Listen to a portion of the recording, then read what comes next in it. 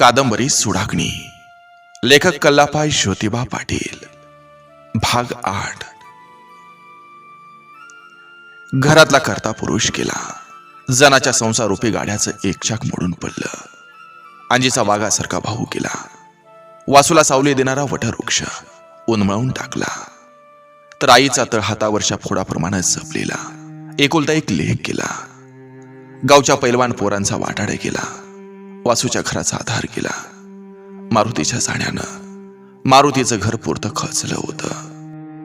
मारुती गेला तो दिवस गुढीपाडव्याचा. मारुतीच्या दारात आज गुढी उभारण्याऐवजी दारात तिरडी उभी राहिली होती. आज गावात आनंद पसरण्याऐवजी मारुतीच्या जाण्यानं गावावर दुःखाची शोकळा पसरली होती. गावानं कसली ती पुरणपोळी केली नाही. नुसता कडू लिंबाचा प्रसाद घेऊन मारुती जाण्याची कडू आठवण काढत तो वर्षाचा पहिला दिवस गेला. वर्षाचा पहिला सण गेला. त्यानंतर 12 दिवस मारुतीच्या घरी वासूच्या आणि त्यांच्या घरच्यांची समजूत घालण्यासाठी, दुःखातून सावरण्यासाठी, त्यांना दिलासा देण्यासाठी, धीराचा आधार देण्यासाठी पै पाहुण्यांची, माणसांची, बाया माणसांची नुसते रेग लागली होती. दुःखाच्या काळात माणसांच्या सहवासानं दुःखी माणसांचं दुःख विरळ होत जातं, हलकं होत जातं. तसं आता मारुती जाऊन 12 दिवस झालं. दिवस कार्य झालं. दुःख दुःख म्हणून कवटाळत बसलं तर दुःख वाढतच जातं. त्या दुःख सागरातून बाहेर पडतो, तो सावरतो.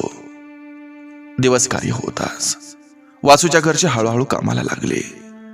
बैल, म्हशी, शेती हा पसारा मजा मस्ती करण्याच्या काळात वासूच्या अंगावर आला. ते त्याचं वय नव्हतं, पण वयाला विचारून संकट येत नसतात. बेसावध असतानाच संकटाचा हल्ला होत असतो. त्या झालेल्या आघातातून सावरणाराच जीवनाच्या अंतापर्यंत टिकतो. आता वासूच्या परीक्षेचा निकालही हा खूप दूर होता. त्याचं भविष्य आणि भवितव्य त्याच्या परीक्षेच्या निकालात लपलं होतं. समोरच्या काळाला टक्कर देत पुढे जाण्याशिवाय त्याला दुसरा पर्याय राहिलाच नव्हता.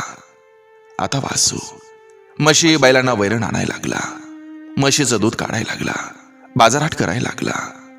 बैला जुंपून शेतात मशागत करायला लागला. त्याला हे सारं दाखवायला, आधार द्यायला सकातात्या, पंडा आबा, दोस्त, राजा हे सगळेजण होते. पण जेव्हा वासू शेतात आऊत घेऊन बैलगाडी घेऊन जायचा, वैरण आणायला शेतात जायचा, तेव्हा आंब्याच्या झाडाकडे बघून डोळ्यातनं 4 टिपं टाकायचा. काही दिवसानं हळूहळू त्यानं मनाची समजूत घातली. पण ते मन पेटून उठायचं आणि म्हणायचं, हे बघ वासू, तुझ्या बापाला ज्याने संभवलं ना, त्यांना सोडू नको सोडू. त्याचा तू बदला घेतलाच पाहिजेस. ज्याने घात केलाय ना, याचा सोड तू घेतलाच पाहिजे.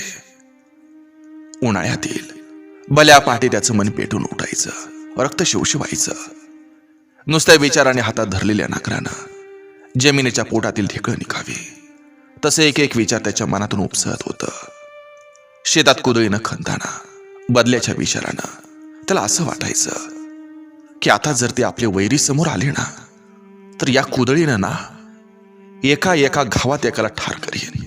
हा, पण समोर आई दिसायची, आजी दिसायची, अंजी दिसायची आणि लोहाराच्या भात्यात तापलेलं लालबुंद लोखंड हे थंड करण्यासाठी पाण्यात घालावं. तसं तो शांत व्हायचा. घरी यायचा तेव्हा त्याची नाराजी बघून, चिडचिड वागणं ओळखून जनाई म्हणायची, अरे पोरा, राग आणि भीक माग असं वागू नको. हे बघ पोरा, संयमानं वागलं तर दिस पुढं ढकलत्यात. आपल्या नशिब्याला ते भोगायचं, त्यातून वाट काढायची. हे बघ पोरा, अरे दगडातल्या धोंड्याला लात मारून आपण पाय मोडून घ्यायचं नाही, त्याला बगल देऊन पुढं जायचं. हे बघ पोरा, त्याला बी कोणतरी फोडणारा गाठ पडलेच की र. काळ येत असतो, काळ बदला घेत असतो, येईल तो दिस. आई आईची या आपल्या एकुलत्या लेकराचा राग, बदल्याची आग विजवायचा लई प्रयत्न करायचा. तेवढ्या पुरताच तो शांत व्हायचा. पण त्याच्या नजरेसमोर तो झाडाला लटकवलेला, काट्याचं मार खाल्लेला, घावावर घाव सोसलेला वाघासारखा बाप दिसायचा. अंजीच्या सासरची माणसं मारुती मेहुणा केला म्हणून कधी भेटायला आली नाहीत की कधी साधी चौकशी केली नाही याची वासूच्या घरच्यांना खंत वाटत होती. तितकाच त्यांच्या विषयीचा राग पुरलेल्या आगीसारखा वासूच्या मनात धुमसत होता. दिवस ढकलत होते. वैशाखातला वनवा माणसांच्या जीवांची काहिली करत होता. कधी एकदा उन्हाळा संपतो असं वाटत होतं. शेत शिवारांच्या मशागती करून सारे चातक पक्षवाणी पावसाची वाट पाहत होते. आणि अशातच मिरगाचा पाऊस सुरू झाला. तापलेल्या भुईला या वर्षाधाराने शांत केलं. भिजल्या मातीचा एक आगळा वेगळा सुगंध दरवळायला लागला. तापलेली जमीन टरारा फुगायला लागली. वापसा येताच शिवारात पेरणीची धांदल सुरू झाली. वासूच्या शेजार पाजाऱ्यांनी मदतीचा हात देत वासूचं शेत पेरून दिलं. आता या वर्षी मात्र या शेताकडे भुजंग आणि नागेश फिरकले नाहीत. बघता बघता 8 दिवस गेलं. पावसाच्या 1-2 तुरळक सऱ्या येऊन गेल्या. जमिनीतून कोंब डोकावू लागलं. गवताची करडी कुर्ण हिरवा रंग धारण करायला लागली. गुरढोरं त्या रानमाळावर आपली तोंड फिरवायला लागली. हवेतला गारवा आणि शिवार हिरवा माणसाला एक सुख समाधान देत होता. अशातच वासूचा 10वीचा निकाल लागला. मन लावून अभ्यास केलेल्या वासूला 80% गुण मिळाले. त्याच्या आनंदाला पारावार उरला नाही. 2.5-3 महिना पोराच्या तोंडावर आनंदाची साधी लकेर ही उमटली नव्हती. तिथं वासूचा आनंदी चेहरा बघून आजी, आई, आत्या या साऱ्यांचा आनंद गगनात मावना. वासू आजीच्या पाया पडला. तसं वासूला आजी म्हणाली, हे वासू पोरा, अरे सारं दिस काय उन्हाचं नसतात. ते चटकं सोसलं पाहिजेत र. ऊन संपलं की पावसाचं दिस बी येतात बघ. हा. कित्येक दिवसानं आजी ही क्षणभर लेक मारुती गेल्याचं दुःखाच विसरली होती. त्यानंतर वासू आईच्या पाया पडला. ते त्याचं दैवत होतं. तर वाईनं डोळ्यातून आनंदाची 4 टिपं टाकत वासूच्या गालावरून बोटं फिरवून ते आपल्या कांशिलावर कडाहाडा मोडली. आनंद व्यक्त करताना तिनंही कित्येक दिवसांनाच दुःखाला पांघरून घातलं होतं. लगेच वासूनं आत्याच्या पायांना स्पर्श केला. वासूचा आनंदी चेहरा बघून अनेक संकट पेललेली आत्या अंजला आपला आनंद लपवता आला नाही. तिनं तर भरल्या डोळ्यांनी न बोलता वासूला अनेक आशीर्वाद दिलं. गावातली माणसं तर म्हणायला लागली, आज मारुती असता तर त्याला किती बरं वाटलं असतं. गड्यानं गावाला आनंदाच्या भरात पेडच काय, गाव जेवणही दिलं असतं. या आनंदाच्या क्षणी मगापासून खुललेला वासू बापाच्या आठवणीनं गलबलून घरात गेला. बापाच्या फोटोसमोर 4 टिपं टाकत हात जोडलं, आशीर्वाद घेतला. काही क्षण डोळं मिटून काय मागणं मागत होता की कोणती शपथ घेत होता हे त्याचं त्यालाच माहीत. पण टिपं गाळत डोळं मिटून बापाच्या फोटोसमोर काही क्षण नतमस्तक झाला. त्या रात्री घरी साऱ्यांची जेवणं झाली. झोपण्यापूर्वी आई जना वासूला म्हणाली, ए वासू पोरा, चांगलं नाव केलंस बघ, पास झालास. आता पुढं काय करायचं म्हणतो या. बेचारा वासू काय बोलणार. त्याला माहिती होतं आपल्या कुटुंबाला आपणच आधार आहे.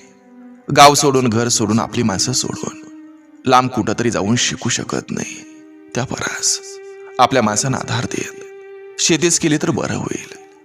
बाहेर शिकावं तर पैसा लागणार, घर सोडावं लागणार. त्याचं दुसरं मन म्हणायचं, शिक्षणाशिवाय माणूस पुढे जात नाही. गावातल्या ज्या ज्या पोरांनी गाव सोडलं ती शाणी झाली, ती सुधारली. आपणही बाहेर पडावं. आता मात्र इकडं आड आणि तिकडं वीर अशी वासूची गज झालेली. मनानं तो गोंधळला होता. तो काहीच बोलना. तसं अंजी आत्या म्हणाली, वहिनी, आपल्या घरात वासू चांगल्या गुणांनी पास झालाय. या शेतीत गुंतवून ठेवण्यापरास तो पुढे शिकू दे. आपण त्याला शिकूया, मोठं करूया. तो हुशार आहे. त्याच्या जीवनाचं तो सोनं करील. यावर आई जना म्हणाली, आव, एवढी शेती आपण करायची. अनेक संकट पेललेली, फाटणार आभाळ तोडलेली मोठ्या धीराची अंजी म्हणाली, आई, वहिनी, आपण मोठ्या हिमतीनं राबूया. गावच्या लोकांची साथ आहे आपल्याला. सुटीत वासूची मदत पण होईल आपल्याला. आणि आपणच खचलं तर तो घर सोडल का? तू शिकू दे. मोठ्या हिमतीचं, मोलाचं, धीराचं ते अंजीचं बोलणं ऐकून जनाला एक बळ येत होतं. तिला समोर सोन्याचं दिसायला लागलं. तशी आईशी आनंदानं म्हणाली, शिक र पोरा, शिक. माझा आशीर्वाद आहे तुला, तू शिक. म्हाताऱ्या सासूचा आशीर्वाद ऐकून आई जनाच्या अंगावर मुठभर मास चाललं. डोळ्यात आनंद अश्रू आणत म्हणाली, वासुले का, तुझ्यासाठी आम्ही राब राब राबतो. तुला शिकायला कमी पैसा नाही पडू देत, तू शिक. आई वळवाच्या पावसासारखं आनंदानं ओसंडून बोलत होती, तर वासू आईच्या बोलण्यानं आणि आजी आई आत्याच्या स्वप्नानं भारावून गेला होता. चिंब चिंब आनंदानं फिसला होता. वासू आई, आजी आणि आत्या या साऱ्यांच्या आला ओ म्हणत प्रतिसाद देत होता. त्याच्या आमधील आशीर्वादावर पुढं मोठा होणार होता. त्यांच्या कष्टावर नाव करणार होता. त्यांची स्वप्न फुलवणार होता. रात्र झाली होती. सारी झोपी गेली. वासूला शहरात शिक्षणाला पाठवायचं नक्की झालं. पुढच्या 15 दिवसानं तो शहरात जाणार होता. रात्रीच्या अंधारात झोपला असताना त्याचं उज्ज्वल भविष्य त्याला खुणावत होतं.